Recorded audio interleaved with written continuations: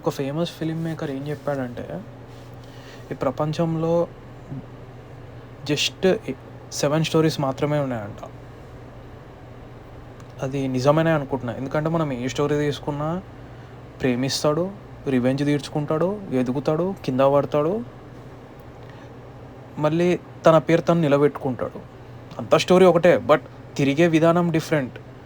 ఇక్కడ మ్యాజిక్ స్టోరీలో లేదు, మనం ఎట్లా చెప్తున్నాం ఆడియన్స్కి అనే దాంట్లో ఉంది. సో ఇప్పుడు మనం for example Anil Ravipudi stories తీసుకుంటే కనుక చాలా రొటీన్గా ఉంటాయి, బట్ ప్రజెంటేషన్ చాలా ఫ్రెష్గా, ఎంటర్టైనింగ్గా, క్యారెక్టరైజేషన్ చాలా కొత్తగా, కామెడీగా ఉంటుంది. ఇప్పుడు సందీప్ రెడ్డి వంగ సినిమా చూసుకుంటే కనుక లవ్ స్టోరీలు, బ్రేకప్లు ఇవేం కొత్త ఏం కాదు, బట్ ఆయన ప్రజెంట్ చేసే విధానం లైక్ ఇంటెన్సిటీ, హానెస్టీ, క్యారెక్టరైజేషన్ చాలా పవర్ఫుల్గా చూపిస్తాడు. సో ఇక్కడ ప్రాబ్లం స్టోరీస్తో లేదు, మన రొటీన్ ట్రీట్మెంట్లో ఉంది.